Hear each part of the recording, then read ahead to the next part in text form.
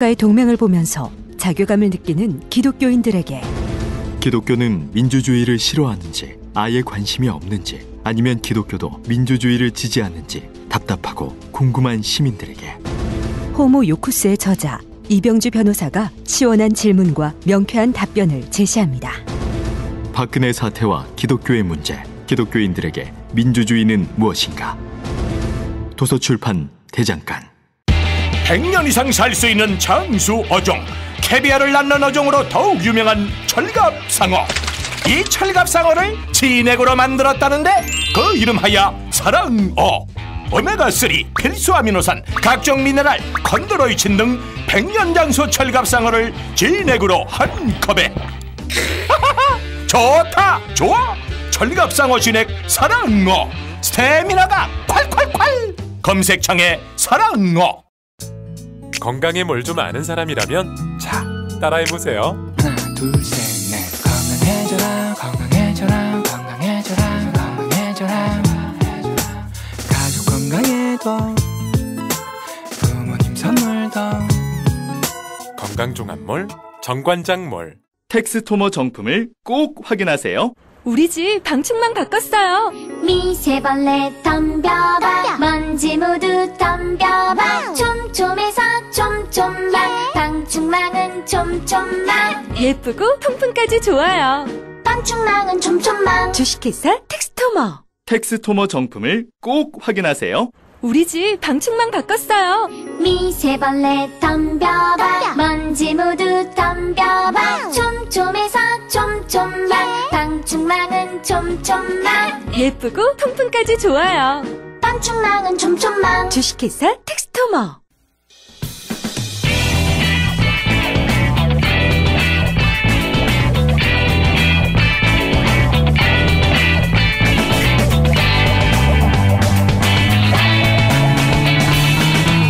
김어준의 뉴스공장.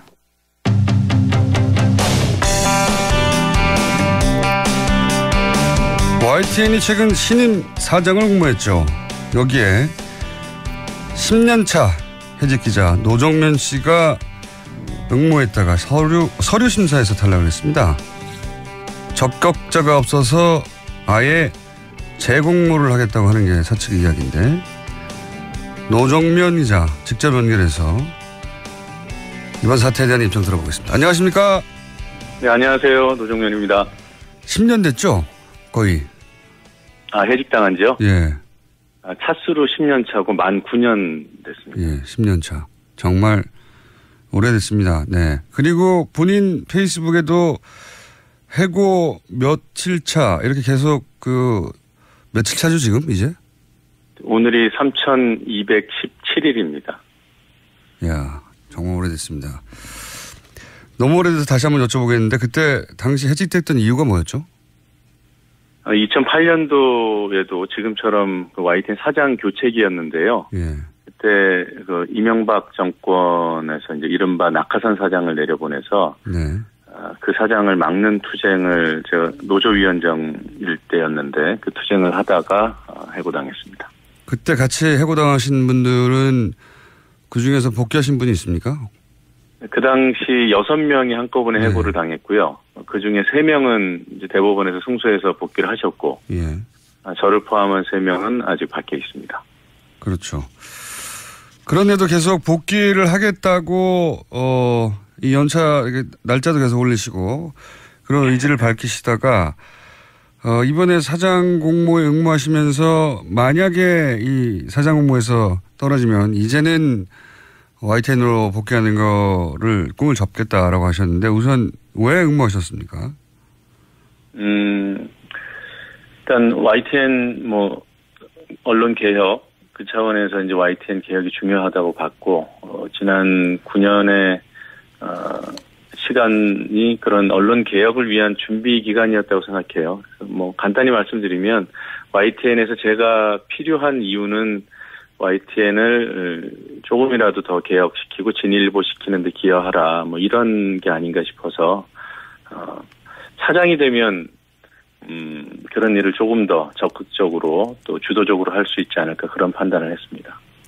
실제 노조에서도, 지지 선언을 하지 않았습니까? 노조에서 직접적으로 특정 후보를 지지하진 않았고요. 다만 이제 언론 노조 차원 그리고 언론 노조에 소속되어 있는 방송사 지본부에서 이제 지지 선언을 해주셨죠.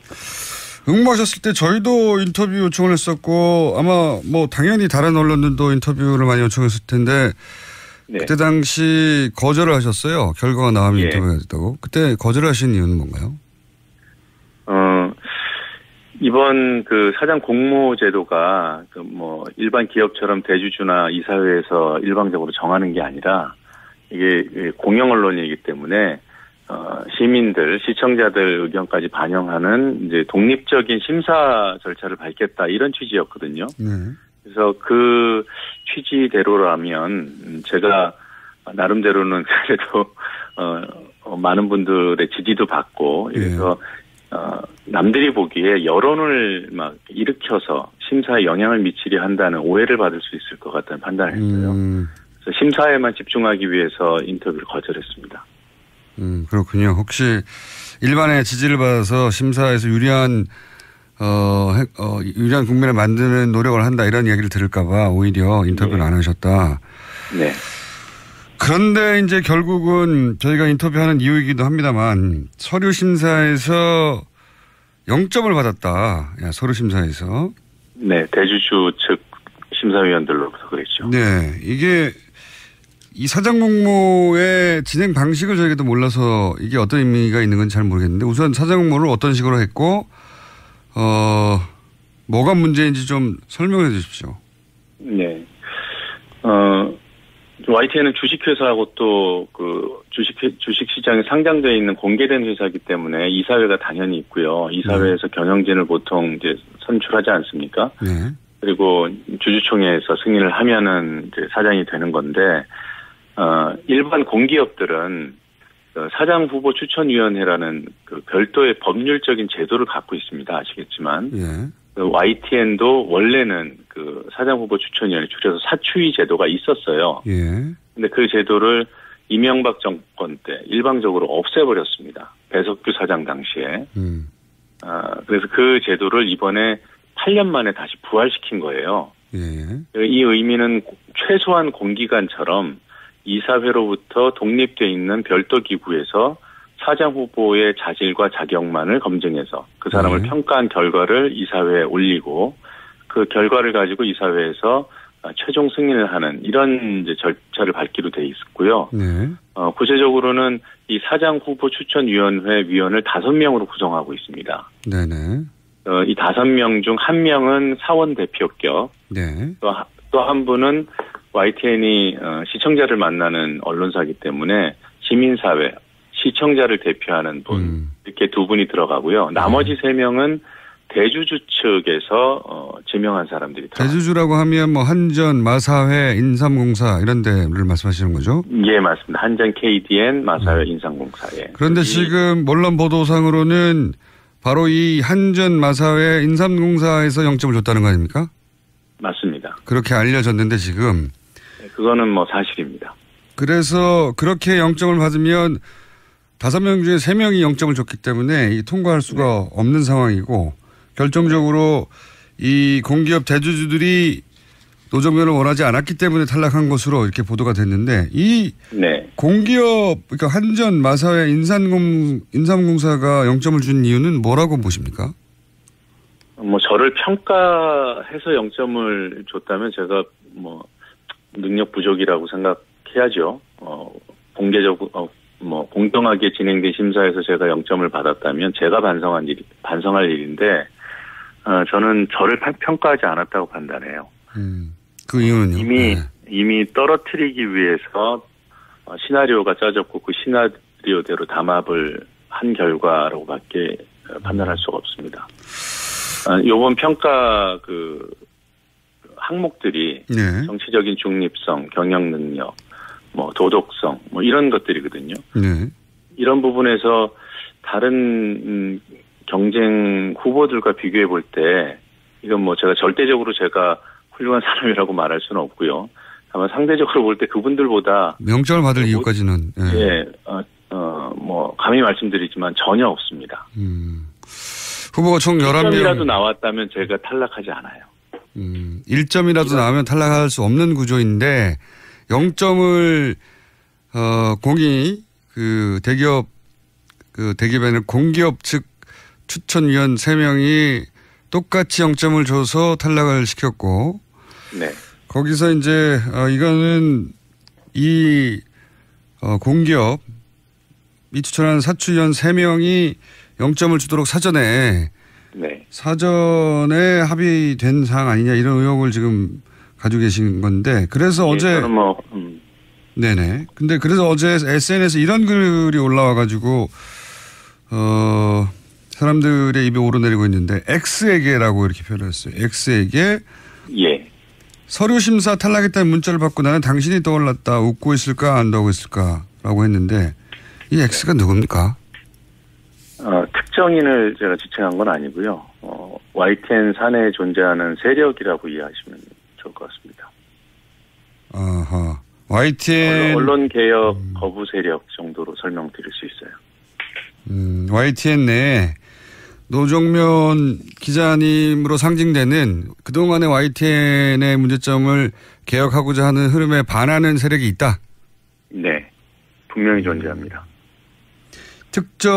여기서 X는 특정인일 수도 있지만 하지만 그 사람을 위시한 세력이다. 네. 특정인이기도 하군요. 사람들이 있어야 세력이 되는 거니까 누가 움직였는지 정도는 제가 파악하고 있고요. 다만 그 사람이 혼자 한 일은 아닐 것으로 보는 것이고요.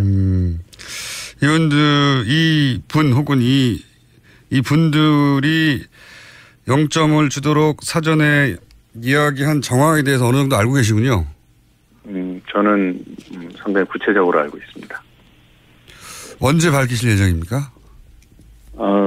그걸 저는 이런 구조가 있다는 것 그리고 또 YTN이 그런 세력들을 대상으로 언론 개혁과 관련된 치열한 투쟁을 해야 된다는 점을 강조하고 싶은 것이지 그 사람이 누구다 이거 밝히는 것 그 자체는 큰 의미가 없다고 저는 판단하고요. 정권이 교체됐는데도 그분들이 그럼 내부에서는 그런 힘을 발휘해서 이런 공기업의 추천위원들을 움직였다는 얘기지 않습니까? 그게 가능한가 싶기도 한데. 그게 이제 YTN 내부 사정을 저나 또 안에서 지난 9년을 버틴 저희 동지들처럼 속속들이 외부에서 알기는 어렵습니다. 특히나 밖으로 드러나 있는 과거 배석규 전 사장이라든가 김백전 상무라든가 윤두현 전 홍보수석이라든가 이런 사람들 YTN은 거쳐가고 또 누릴 때는 누린 사람들 이런 사람들이야 외부에서도 알겠지만 그 주변을 호위하고 있었던 다수의 여러 세력들이 여전히 YTN에서 자리를 지키고 있고 또 왜 해방기에 껍깃단 이들이 판을 쳤듯이 지금 신분 세탁을 하려는 시도들도 꾸준히 진행되고 있고요. 심지어는 이런 세력들이 제가 입후보했을 때 사내에 어떤 여론전을 펼쳤냐면 노종면은 청와대에서 안 된다고 했다. 지금 시대에 청와대가 지금 사실 이번 공모 과정에서 중립을 지키려고 노력하고 개입하지 않겠다고 약속하고 이런 점들을 저는 개인적으로 높이 평가합니다만 오히려 그쪽 세력들은 노종면은 청와대가 거부한다. 그런 얘기를 사내에다 유포시키고 노종면은 문재인 정부조차도 노종면의 어떤 개혁성 또는 강성 이미지 이런 것들을 부담스러워해서 노종면은 절대 안 될 것이다. 저는 그래서 이 세력들이 대주주에게도 이런 권력을 참칭하지 않았을까 그렇게 판단하고 있습니다. 그렇군요. 사실은 그런 루머들도 있긴 있었거든요. 근데 그게 그 발언지가 바로 YTN 내에 언론개혁에 저항하는 그런 세력이 자기 뜻을 관철시키기 위해서 흘린 역정보다라고 파악하고 계시는군요. 예, 그렇죠. 아무래도 정부가 YTN 언론사 사장 문제에 직접 개입은 안 하더라도 당연히 관심을 갖고 어떤 지켜봤겠죠. 일정한 의견을 낼 수도 있고 저는 그렇다고 생각해요. 공기업 지분이 있기 때문에. 그런데 이제 그런 여론을 수렴하는 과정에서 YTN에 있는 적폐가 아닌 것으로 가장한 변종 적폐 세력들이 아주 치밀하고 광범위하게 여론전을 펼친 것으로 알고 있습니다. 알겠습니다. 구체적으로 어떤 세력인지 어떤 작업을 했는지는 오늘은 말씀 못 하시는 것 같은데 혹시 그걸 구체적으로 폭로할 계획이 있으면 저희하고 인터뷰 한 번 더 해주시고요. 예, 꼭 저희하고 먼저 해주세요. 한 가지만 더 여쭤보자면 예. 그래서 11명 중에 이제 의도적으로 노정면 기자를 탈락시키고 나머지 한 사람을 적격자로 뽑았으면 또 모르겠는데 이번에 통과시킨 사람 중에는 적격자가 없다고 아예 무산을 시켜버렸어요. 공모를. 이건 어떻게 이해해야 합니까? 그 네 분에 대해서도 저는 이번 사추위가 뭐라고 할까요? 못할 짓을 한 거죠. 네 분은 네 분께는 죄송한 얘기지만 노정면을 떨어뜨리기 위한 들러리였습니다. 아하. 노정면 기자가 응모할 것이 틀림없고 혹은 응모하는 것을 알고 나서 어쨌든 절차는 진행해야 되니까 이렇게 만들어 놓고 노정면 탈락시킨 다음에 나머지 사람들도 적격자가 없다고 결국은 사장을 뽑는 절차 자체를 무산시켜버리는 이건 이미 이렇게 되기로 그쪽에서는 계획하고 있었다 이렇게 보시는 거군요. 네 분 중에서 누군가를 뽑을 생각이 없었다. 막판까지 할 수도 있었겠죠.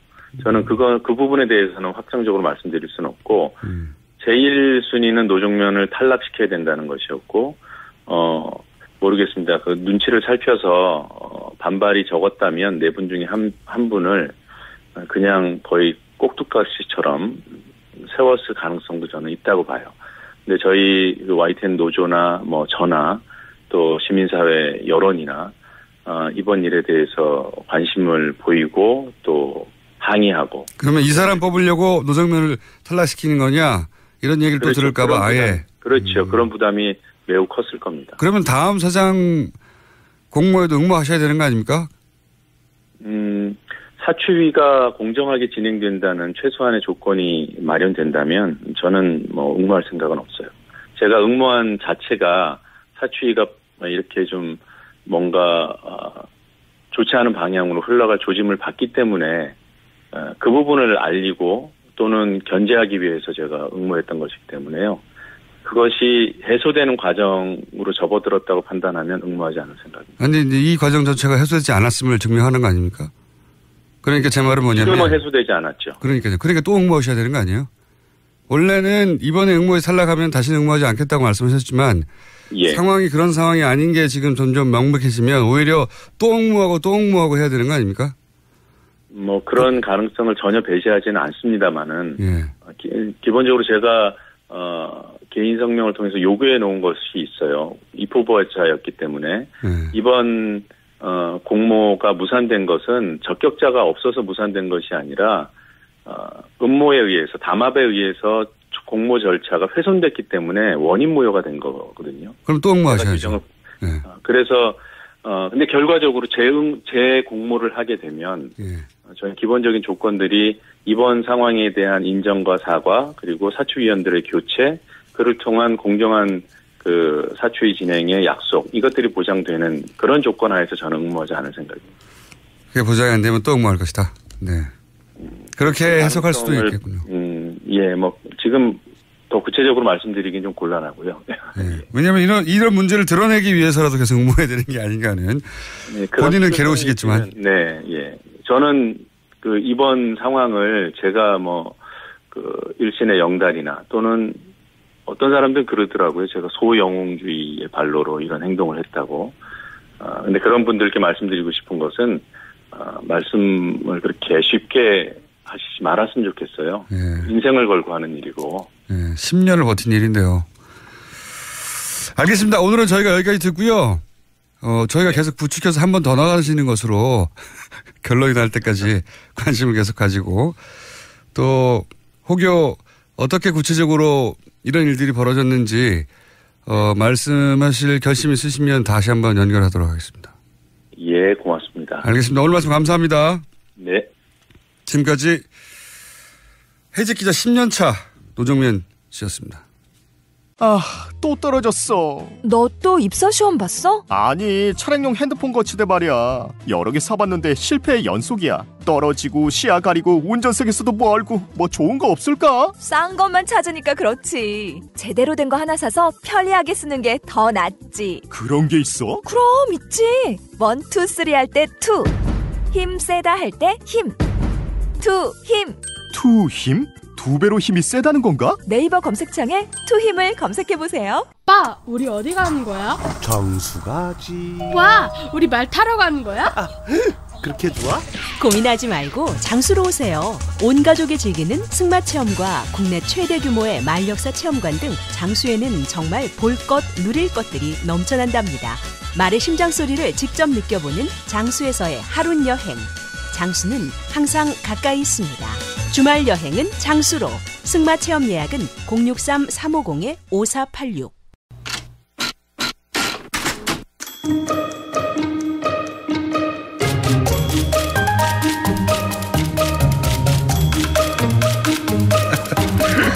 야.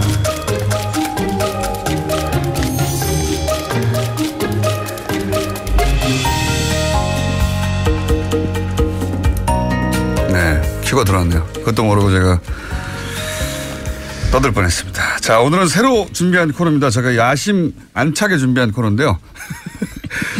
코너 제목은 그것마저 알려주며. 예, 이게 뭐냐면은 듣기 전까지는 본인이 궁금했다는 사실조차 깨닫지 못하는 그런 사안들이 있습니다. 근데 듣고 보니 아이고 이거 궁금했던 거네? 라고 하는 그것마저 알려주는 여론조사 코너입니다. 듣고 나면 아 맞아 궁금했었을 것 같다라고 생각이 드는 사안들. 다른 여론조사 기관들이 큰 거 조사할 때 저희는 조사하지 못했던 흘리고 갔던 것들 모조리 걷어가지고 그것마저 알려주는 시간. 리얼미터 권순정 조사 분석실장님과 함께합니다. 안녕하십니까? 안녕하십니까? 오랜만입니다. 예, 그리고 또 한 가지 저는 엮어서 보통 이제 대통령 지지도, 정당 지지도는 주 초에 발표를 합니다. 다들. 저희는 주 중간에, 예, 주 중간 목요일 날. 예, 월요일 날까지, 예. 수요일까지 조사한 걸 묶어가지고. 주중, 뜬금없이 중간에 발표하는. 절대 뜬금없지 않습니다. 주 중에 하는 거는 저희가 유리하다는 거. 주 중간 발표 그리고 겸사겸사해서 그것까지 알려주는 시간. 자, 오늘, 왜냐면 주초 주말 되면 막 쏟아지잖아요. 맞습니다. 네, 예. 주 중간에 한번 해보자. 예, 전국의 변화가 격동할 때는 주중과 그러니까 주 후반의 변화가 심합니다. 그렇죠. 사건은 주중에 주로 벌어지는 맞습니다. 네. 자, 그러면 먼저 대통령 국정 지지율과 각 정당 지지율을 주 중에 한번 처음으로 발표해 보겠습니다. 어떻습니까? 네, 지난주까지 문 대통령 지지율이 2주 연속 하락했는데요. 이번 주차가 취임 12주 차입니다. 주중 집계에서는 반등세를 보였습니다. 아하. 긍정평가가 지난주 대비 2.3%포인트 올라서 74.7%가 나왔고요. 부정평가는 18.7%로 나타났습니다. 그러네요. 떨어진 만큼 다시 올라갔네요. 네. 맞습니다. 네. 그리고 정당은 어떻습니까? 정당은 더불어민주당이 54.7%가 나왔고요. 많이 올라갔네요. 많이 올랐습니다. 한 4.3%포인트 올랐고요. 자유한국당은 15.1%, 정의당은 6.2%, 국민의당은 4.9%, 4%는 처음 나왔는데. 바른정당도 4.8%로 당청이 모두 올랐고 야사당이 정의당 포함해서 정의당 낙폭은 그렇게 크지 않은데 야사당이 모두 내렸습니다. 여기서 국민의당 4%는 처음이고 바른정당 4%도 처음인 것 같은데요. 아, 처음은 아니군요. 예, 바른정당은 이전에 많이 좀 안 좋았을 때가 있었기 때문에 4%대가 있었고요. 낙폭이 제일 크네요. 예, 국민의당은 지금까지 이제 재보조작 논란으로 5.1%가 종합집계로서는 최저였는데요. 요번에 3일간의 종합집계 기준으로 해서 최초로 4% 떨어졌으니까 최저치입니다. 그렇군요. 의원님 분석을 잠깐 해보죠. 대통령 주 중간에 중간 합계 지지율이 2%가 올라간 이유는 뭡니까? 일단은 두 가지로 보고 있습니다. 지난 주말부터 이번 주 주초에 크게 화두가 되었죠. 하나는 대기업 고소득자. 이제 당청의 용어로는 초가 앞에 붙었는데, 네. 예, 대기업 고소득자 정세 방침과 초고소득이 맞긴 맞죠, 그 정도면. 맞습니다. 근데 한국당의 충북도내 발언이 있었죠. 덜치 발언부터 시작해서 여러 가지 SNS 해명 논란, 거짓말 논란 그런 부분들이 이제 확대가 됐는데 이 두 가지가 영향을 미친 것으로 보입니다. 그러면 증세 논란은 보통 집권 여당의 지지율을 떨어뜨리는데요, 통상. 맞습니다. 보통 세금 관련해서는 이제 지지율 하락 요인이라고 모두가 인식을 하고 있는데 이번엔 좀 다릅니다. 이제 박근혜 정부 때는 여러분 많이 기억하실 겁니다. 연말정산 세금 폭탄 기억하시죠? 그때 난리 났었죠. 예, 그리고 담배값 인상. 그때도 난리 났었고요. 예, 저도 담배를 피우는데 엄청나게 저도 조금 욱했던 적이 있었거든요. 한꺼번에 500원도 아니고 2,000원 올라왔잖아요. 예. 유례가 없는. 그때는 사실상 지지율 하락 요인이 크게 작용을 했고요. 이번엔 조금 다른데요. 그 이유는 제가 보기에는 기존 같은 경우는 서민들한테 부담을 지우는 것이었는데 간접세의 성격이 많이 많았기 때문에 이번 주 같은 경우는 물론 이제 그 당청에서의 프레임을 동화한 부분들이 있기는 있지만 좀 아주 잘 사는 대기업과 고소득자에게 한정된 정서로 국민들이 인식을 하고 있다는 거. 왜냐하면은 이 5억 이상 얘기를 듣다 보면 5억 이상 소득자들이 불만이 있을 수 있어요. 2% 올랐다 하더라도 왜 우리한테만 하느냐. 그렇지만 그 얘기를 들은 5억이 소득이 안 되는 분들은 나 그 세금 낼 테니까 5억 벌게 해줬으면 좋겠다 이렇게 생각하거든요. 예, 이건 조사 결과라도 나타났습니다. 지난주에 요 정세 관련 방침에 대해서 어떻게 생각하는지 여론조사를 해봤는데 무려 85.6%가 찬성 여론이 나왔습니다. 그러니까 대통령 지지율보다 더 높은 거죠. 예. 그러니까 이 경우에는 대통령 지지율보다 더 높기 때문에 이런 사람들이 있는 겁니다. 그러니까 문재인 대통령은 반대하지만 정세 방침에 대해서는 찬성하는 사람들이 나타나는 거죠. 좋다. 그래서 이런 부분들의 일부가 그 우호적인 태도로 돌아설 여지가 있는 것이죠. 그리고 또 한 가지 드는 생각은 뭐냔 말이죠. 이런 증세 논란 예전에 이제 종부세 논란 때도 사실 유사한 구조였거든요. 그렇습니다. 국민 대부분이 종부세하고 상관이 없었어요. 종부세 대상자가 1몇 % 됐으니까요. 그러니까 나머지 98%는 찬성해야 되는데 당시에는 그 보수 매체들이 그 세금 폭탄이라고 일반인들은 상관이 없는데도 불구하고 그런 프레임을 공격해서 먹혔어요. 그때는. 지금도 프레임 전쟁이 정말 거대하게 일어나고 있는데. 안 먹혀요 이번에는. 신기하게. 저도 보수 매체가 이걸 세금 폭탄 뭐라고 합니까 무슨 용어? 세금 폭탄 또 하나의 용어가 있는데 하여튼 여러 가지 용어로 결국은 세금을 올리는 거에 대해서 굉장히 집중적으로 비판하고 있거든요. 보수 매체들이. 표적 증세. 그런데 안 먹히고 있네요.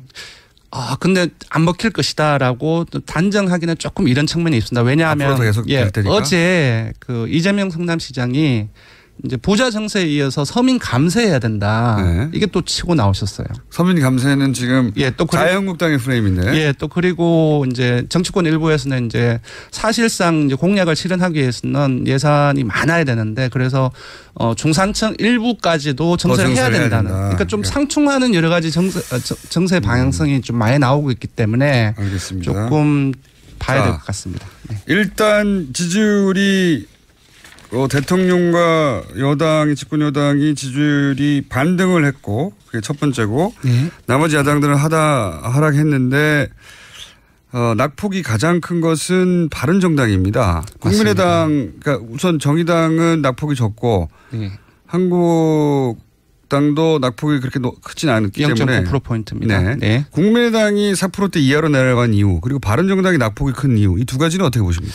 일단 국민의당 같은 경우는 아시다시피 제보조작 사건이 워낙 큰 파장을 일으켰습니다. 그래서 아까 말씀드렸듯이 5.1%까지 최저치를 떨어졌는데 제보조작 사건은 거의 끝났는데요 이제. 이제 조금 조정이 되는데 이현주 의원이 연일 여론의 집중을 받고 있습니다. 이현주 의원이요. 그 어제나 그제 같은 경우는 이제 알바비 떼어도 참는 게 공동체 의식이다.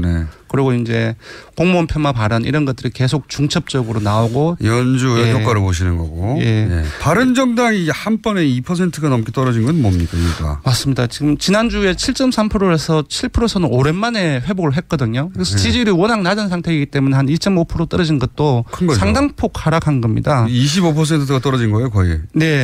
그래서 제가 보기에는 이번에 그 정세에 대한 부분들과 관련돼서 보입니다. 그러니까 이번 주 초 그 이혜원 대표가 정세를 하기 전에 이제 반대까지는 아닌데 정세를 하기 전에 안 한다고 했으니까 대선 과정에서 하기 전에 문 대통령이 사과해야 된다라는 부분들을 강하게 치고 나왔고 이 부분이 생각보다 상당히 많이 언론을 통해서 많이 부각이 되었습니다. 그러니까 아까 말씀드렸다시피 증세를 반대하는 포지션으로 메시지가 전달됐군요. 예, 그래서 아까 말씀드렸다시피 거의 국민 한 86% 정도가 이번 방침에 대해서 찬성을 하는데 좀 이렇게 대립각이 좀 반대로 나왔기 때문에 메시지를 자세히 들여다보면 정확하게 반대한 건 아닌데 네. 기사 제목만 보고 지나간 경우도 많거든요. 네, 근데 기사 제목은 증세에 반대하는 메시지로 포지션이 됐다 보니까 맞습니다. 지금 86%가 찬성하는 여론에서 반하는 발언이 됐다. 네네. 아하. 자, 시간이 벌써 거의 다 됐네요. 야, 현안조사 현안조사 해야 되는데. 자, 현안조사 원래 이거 하려고 만든 코너거든요. 현안조사. 그것마저 알려주마. 네. 오늘 첫 번째 아이템은 뭐냐면 뭡니까? 박근혜 전 대통령 1심 선고 재판 생중계가 허용될 수 있는 쪽으로 대법원이 결정을 했는데요. 그걸 찬반하는지 찬성하는지 반대하는지. 이게 대법원에서 판사들은 한 60% 중반 정도로 생중계해야 된다고 판사들은 판단했는데 일반인들은 어떻게 판단하느냐 생중계를. 예. 그걸 일반인한테 물어봤습니다. 그랬더니 찬성 의견이 66.8%로 10명 중 7명 가까이 찬성을 했고요. 반대는 27.2%입니다. 이건 판사들의 판단하고 비슷하네요. 네. 구체적으로 봐도 대구 경북을 포함해서 거의 모든 지역하고 연령, 정당 지지층. 그러니까 자유한국당 지지층만 반대가 75.6%입니다. 그래서 거의 이념상에서 찬성한다는 대부분으로 나타났습니다. 자유한국당 지지층은 70% 중반대가 반대하고 나머지 모든 지역, 모든 연령, 모든 지지층, 정당 지지층, 자유한국당 제외하고 모든 이념 성향에서 자유한국당 지지층을 제외하고는 다 생중계 찬성하는 의견이 높다. 네. 판사들과 일반 국민들의 여론이 거의 똑같네요. 비슷하네요. 예. 자, 오늘 여기까지 하고 조사 기여 말씀해 주시고 첫 번째 시간을 마치도록 하겠습니다. 네, 정례조사 조사 개요를 말씀드리겠습니다. 이번 조사는 TBS 의뢰로 24일부터 26일까지 3일간 조사를 했고요.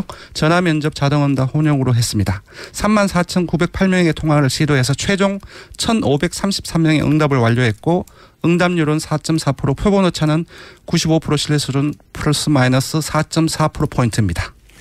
자, 앞으로 저희가 뭘 그것마저 알려드릴지 궁금하신 점이 있으면 문자로 주세요. 저희가 다 조사할 테니까 아무리 사소해도 상관없습니다. 제목을 보십시오.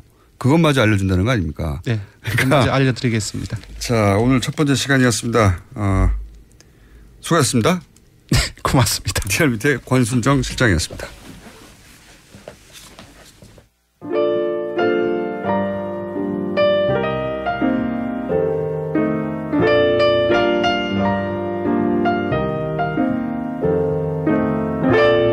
자, 불친절한 AS 노정면 기자님이 나오시니까 오랜만에 정통 시사 같네요. 그동안도 정통 시사였습니다. 저희 아이템 보세요. 짱짱한 정통 시사예요. 제가 정통 시사 진행자가 아니라서 그렇지 아이템은 정통 시사입니다. 네. 노정면 기자님에 대해서 문자가 많이 왔습니다. 지켜보고 응원하고 있다고. 자, 그리고 내부자 둘 코너 두 주 만에 돌아왔더니 문자 많네요. 네. 내부자 둘 코너를 보면 공장장이 극한 직업인 것 같아요. 극한 직업 맞습니다.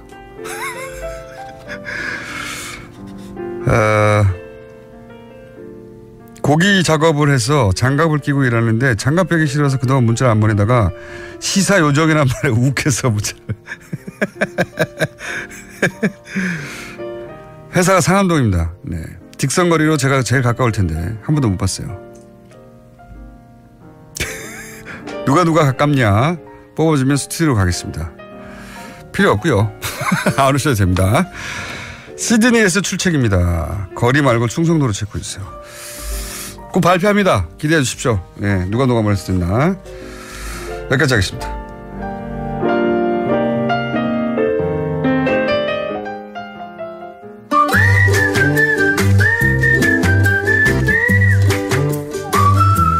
도시원 치과 김재림 박사님 나오셨습니다. 안녕하십니까? 네, 두 가지 불만. 네. 요정은요 이슬만 먹고 삽니다. 두 번째, 요괴라고 제가 요괴. 그래 요괴라면 맞지. 시사 요괴. 네. 다음은 그렇게 바꾸시고요. 근데 그것마저 알려주면은 거의 요괴급입니다. 별로 이름이 좋지 않습니다.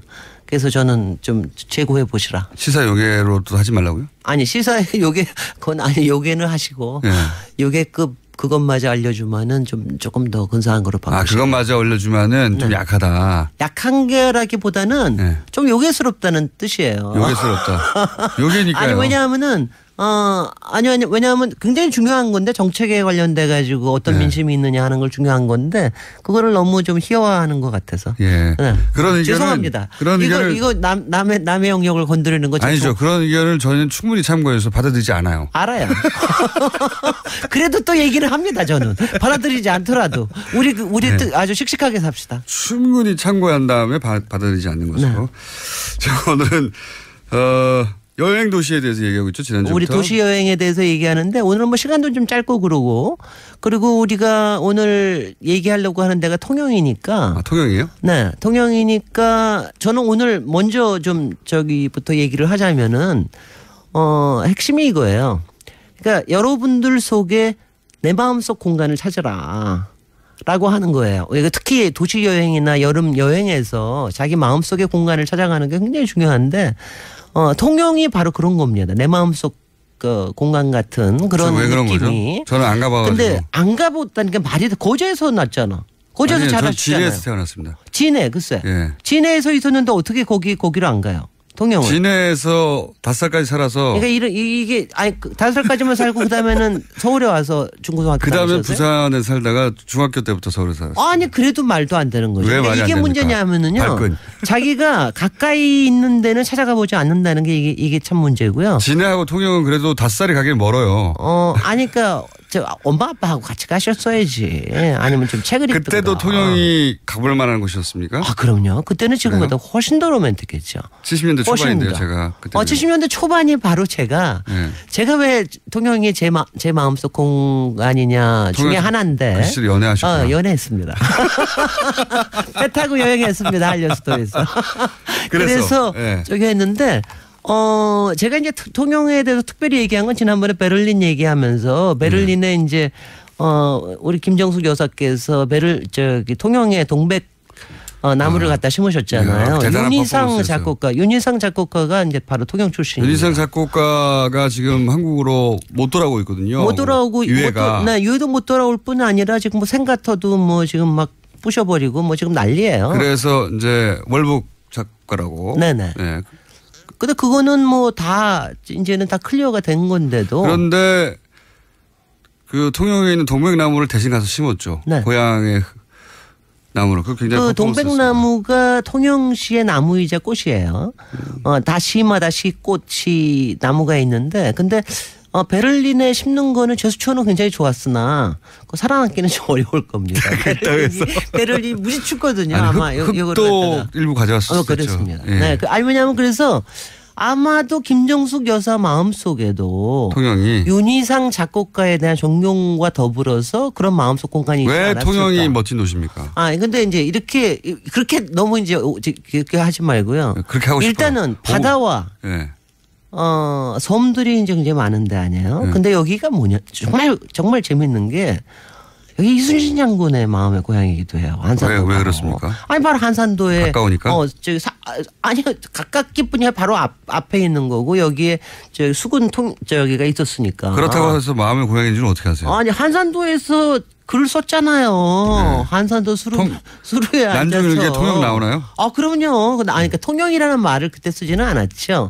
그러니까 그래서 분명히 왜냐하면 그때 분위기가 아마도 통영의 한려수도의 분위기가 저는 이순신 장군의 마음속에도 있었을 거라고 생각해요. 그리고 아마 이순신 장군 마음속에는 그 바다와 이렇게 떠 있는 섬이 아마 뭐 이렇게 그야말로 이렇게 쫙 이렇게 뭔가 이렇게 호령할 수 있는 거로 보이지 않으셨을까? 뭐 이런 생각도 해보고요. 근데 이게 그 섬들이 본인들의 수군처럼 보였을 것이다. 그랬을 수도 있을 거라고 생각합니다. 그리고 거기에 바다를 다 알아내고 어디가 이제 목이고 이런 걸 다 알아내는 이런 과정들이 그러니까 이게 다 다른 마음에 다른 게 들어가 있어요. 근데 이제 통영이 재밌는 게 바로 여기에 그야말로 병창기지가 있었기 때문에 여기에 산업도 굉장히 많이 발달됐습니다. 장사도 굉장히 많이 했고 그리고 이 주변에 이제 뭐 농업이나 이런 것도 농산물도 여기에 다 들어오고 그래서 통영에 보면은 먹을거리도 많고 왜 공예품이 많잖아요. 안 가봐서 모릅니다.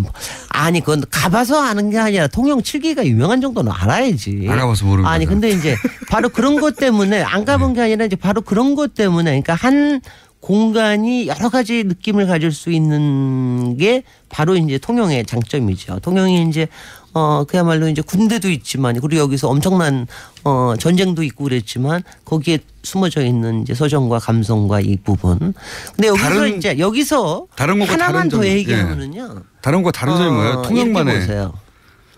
아니 바다하고 섬이 지금 뭘 다 그걸 물어보고 그래요. 아니 바다와 섬이 있는 것도 다른 것도 있는데 통영만의. 이렇게 얘기하시면 조금 좋을지 몰라. 제가 그 얘기 하려고 왔는데 노무현 대통령이 통영이 정말 마음속의 공간이셨어요. 네. 제가 이제 왜 그걸 알았냐면은 그건 직접 대면에서 말씀하시다가 네네 2004년인가 이렇게 저기 했는데 통영항이라고 하는 그림을 청와대에서 구입을 했어요. 네. 근데 그게 이제 정말 무슨 뭐 피카소가 그린 것보다도 더 느낌이 강해요. 코발트 블루로 해가지고 전영님이라고 하는 굉장히 오래 나이가 그때도 벌써 90 넘으신 분인데 이런 분이 그리신 그림을 통영항을 사셨어요.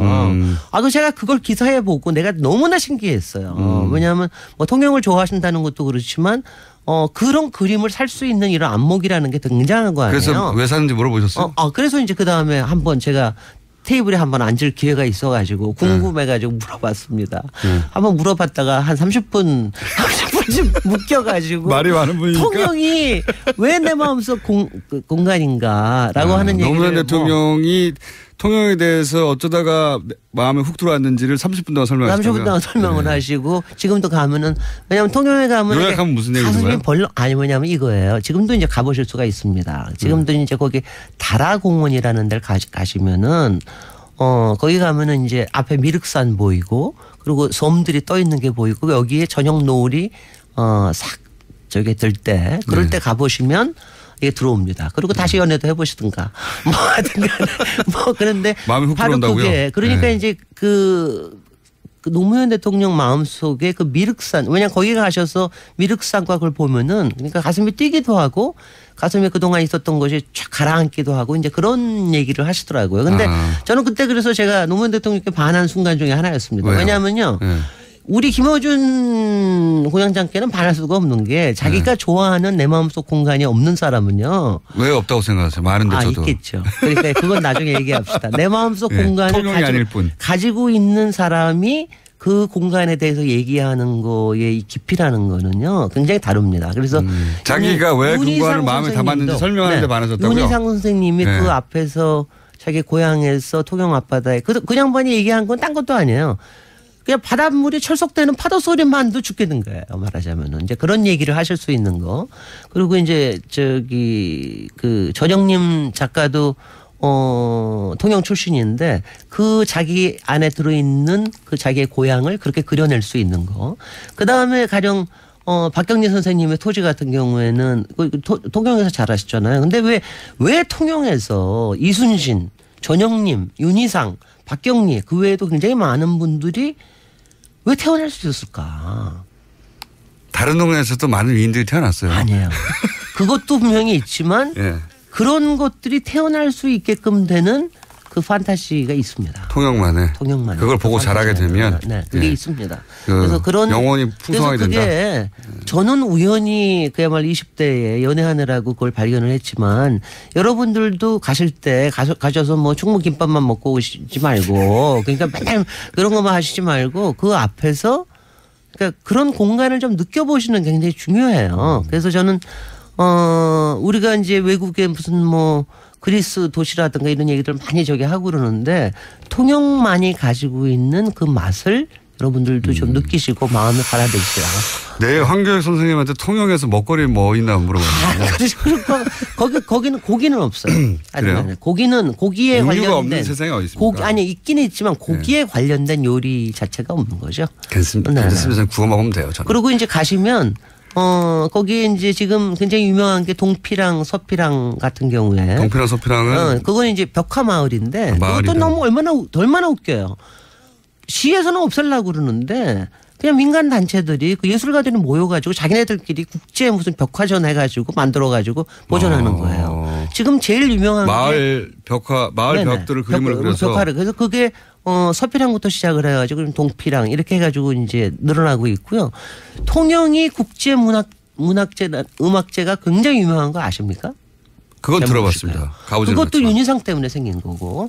그다음에 남망산 조각공원을 가시면 정말 세계적으로 유명한 그 조각가들의 그 제가 통영에 갈 때마다 아니 왜 여기에 세계적인 게 다 모여 있는 거야. 이런 느낌이 들 정도로 참 대단한 알겠습니다. 스피릿을 가지고 있습니다. 김진애 박사님이었습니다. 감사합니다. 안녕. 안녕.